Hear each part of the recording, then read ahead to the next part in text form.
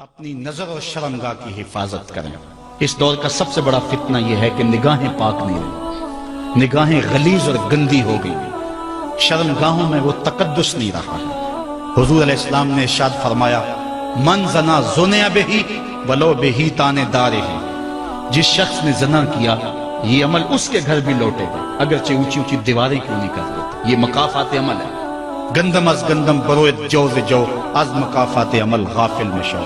گندم بوگے تو گندم کاٹو گے، جو بوگے تو جو کاٹو گے۔ نظر کو تقدس دو، نظر کو پاکیزگی دو۔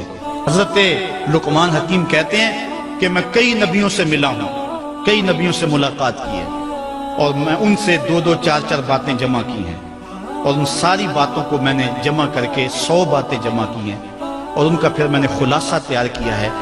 ان میں 8 باتیں الگ کی ہیں۔ ان 8 باتوں میں ایک بات یہ ہے، جب کسی کے گھر جاؤ تو نظر کو حفاظت میں رکھو۔ جس شخص کے مہمان بنو، جس کے گھر جاؤ، تمہاری نظر نہ بھٹکنے پائے۔ نظر اگر غیر محرم کو شہوت سے دیکھتی ہے، حدیث میں آتا ہے کل قیامت کے دن جہنم کی آگ سے بھر دی جائے گی، وہ سخت رسوا ہوگا۔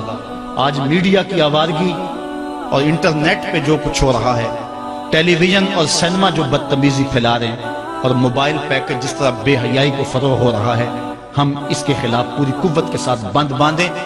اپنی اولادوں کے ہاتھوں سے ناول چھین لو، ان کے ہاتھوں سے جو ہے وہ فلمیں چھین لو، ان کی خلوتوں پہ نظر رکھو اور ان کی حفاظت کرو۔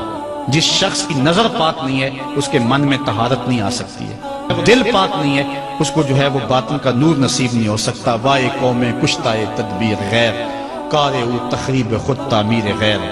از حیا بیگانہ پیرانے کہن، نوجوانہ چوں زنا مشغول تن۔ کتنی حکمت والی بات کہی اقبال نے۔ وہ اپنے دور کا دکھڑا سناتا ہے، جس دور سے ہم گزر رہے ہیں اب تو عجیب حال ہو گئے۔ اقبال کہتا ہے یہ جو میرا دور ہے، جوان تو جوان رہے، بوڑھوں کی نظروں میں حیا نہیں رہا۔ از حیا بیگانہ پیرانے کہن، بوڑھے لوگوں کی آنکھوں میں بھی اقبال کہتا ہے حیا نہیں رہا۔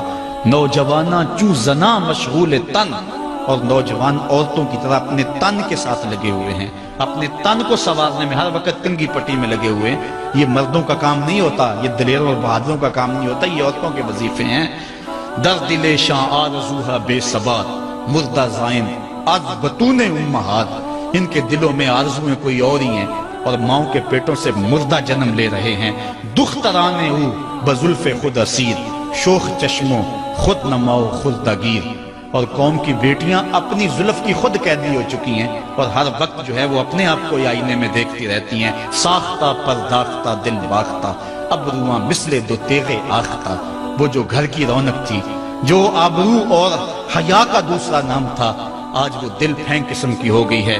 آہ قوم میں دل سے حق پرداختہ، مرد و مرگ خویش را نہ شناختہ۔ اقبال کہتا ہے ہائے قوم کہ جو مر گئی اور اسے ابھی تک پتہ ہی نہیں چلا کہ میں مر چکی ہوں اور جینے کا سامان نہیں کرتی۔ حضور نے فرمایا ہر دین کی کوئی پہچان ہوتی ہے، میرے دین کی پہچان حیا ہے۔ اگر حیا نہیں ہے تو دین ہی نہیں ہے۔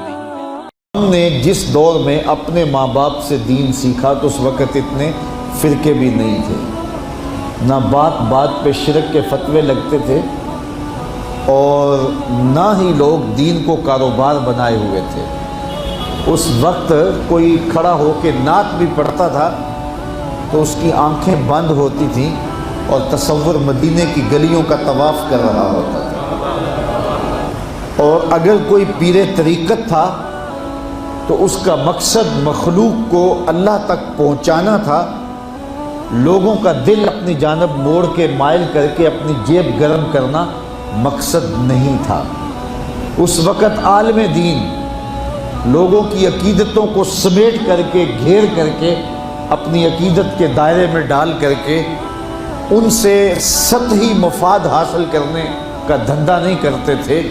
اس وقت عالم دین بندے کو گناہ سے نکال کر کے اللہ کی دہلیز پہ سجدہ ریز کرنے کا کام کرتے تھے۔ اور آج ہم دیکھتے ہیں کہ فرقہ پرستوں نے اسلام کو توڑ کے رکھ دیا، اور جو لوگ بیچارے اللہ کے حضور سجدہ ریز ہوتے ہیں ان پر شرک کے اور بدعت کے فتوے لگا کر کے ان کو اسلام سے بدزن کرنے کی کوشش کی، اور نعت خوانیاں ایک بہت بڑا کاروبار بن گیا، اور پیری مریدی ایک بہت بڑا دھندا بن گیا، تو اس دور کے اندر اپنی اولاد کو سنبھالنا، وہ طرح طرح کے سوال کرتی ہے، پوچھتی ہے، تو پھر ان کو دین پر مطمئن رکھنا اتنا آسان کام نہیں ہے۔ ہمارے والدین نے ہماری تربیت کی تو ان کے لیے قدرے آسان تھا، لیکن ہمارے لیے اپنی اولاد کو سنبھالنا اور دین کی راہ پر ڈالنا قدرے مشکل ہے۔ لیکن ہمارے والدین نے جو آسان کام کیا تھا اس کے لیے بھی بڑی محنت کی تھی، اور ہم اپنی اولاد کے لیے کیا اتنی محنت کر رہے ہیں جتنی محنت ہمارے والدین نے ہمارے اوپر کی تھی۔ تو اگر ہم نہیں کر رہے تو پھر ہماری اگلی اولادیں یا ان کی اگلی نسلیں پھر کن ہاتھوں میں ہوں؟ تو اس لیے ہمیں خاص طور پہ سوچنا چاہیے۔ میں نے قرآن مجید کی جو آیت کریمہ پڑھی ہے اس میں ارشاد فرمایا، اپنے آپ کو اور اپنی اولاد کو دوزخ کی آگ سے بچا لو جس کا ایندھن انسان اور پتھر ہے۔ تو مجھے اور آپ کو اپنی اولاد کی حفاظت کرنی چاہیے۔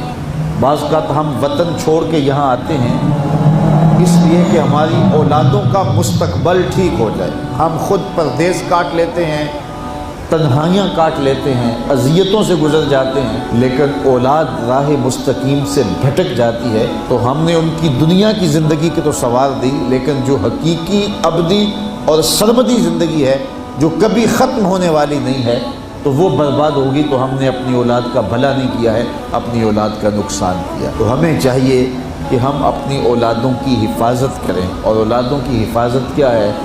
ان کے اخلاق اچھے ہوں، ان کا کردار خوبصورت ہو، ان کے دین کی حفاظت ہو، اور وہ ایک صالح، سچے اور کھرے مسلمان کے صورت اپنی زندگی گزارنے کی مشق کریں، اور اس کا عملی نتیجہ ہماری آنکھوں کے سامنے ہو۔ میرے حضور نے ارشاد فرمایا کہ اپنی اولادوں کو 3 چیزیں سکھاؤ۔ پہلی چیز حب نبیکم، اپنی اولاد کو نبی کریم علیہ السلام کا پیار سکھاؤ۔ دوسری چیز وحب اہل بیت ہی، اور حضور کے اہل بیت کا پیار سکھاؤ۔ اور تیسری چیز وتلاوت القرآن، انہیں قرآن مجید کی تلاوت کرنا سکھاؤ۔ یہ 3 چیزیں آپ اگر بچپن سے ہی اپنی اولاد کے اندر داخل کر چکے تو پھر آپ کامیاب ہوئے۔ یہ بات ذہن میں رکھیے کہ ہم اس وقت متوجہ ہوتے ہیں اولاد کی تربیت کے لیے جب وہ ہمارے ہاتھ سے نکل چکی ہوتی ہے۔ ہمارے گھروں میں ہماری صبح کا آغاز قرآن مجید کی تلاوت سے ہو تو پھر خیر و برکت کے قافلے ہمارے گھروں میں اتریں گے۔ قرآن ہماری زندگی کو بدلنے والی کتاب ہے۔ جب ہمارا ربط اس کتاب سے ہو جائے گا، پختہ تعلق اس کتاب سے قائم ہو جائے گا، تو پھر زمانے کی تیز آندھیاں بھی ہمارے پائے استقلال میں لغزش نہیں لا سکتی ہیں، نہ ہمارے عقائد میں خرابی آ سکتی ہے، نہ ہمارے عمل میں کمزوری آ سکتی ہے۔ اس لیے ہمیں معمول کے طور پہ قرآن مجید کو اپنی زندگیوں میں شامل کرنا چاہیے اور اپنی اولاد کو اس کا خوگر بنانا چاہیے۔ ایک زمانہ تھا کہ ہر گھر میں صبح کو قرآن کھلتا تھا، اور آج وہ دور ہم سے چھوٹتا چلا جا رہا ہے۔ صبح کے وقت موبائل تو کھلتے ہیں لیکن قرآن نہیں کھلتا، جس کا نتیجہ کیا؟ آج بے برکتیوں کے ڈیرے ہیں۔ کثرت مال کے باوجود بھی ہم بے برکتی کی بات کرتے ہیں، اس لیے کہ ہمارے گھروں میں قرآن مجید کا چراغاں نہیں ہے۔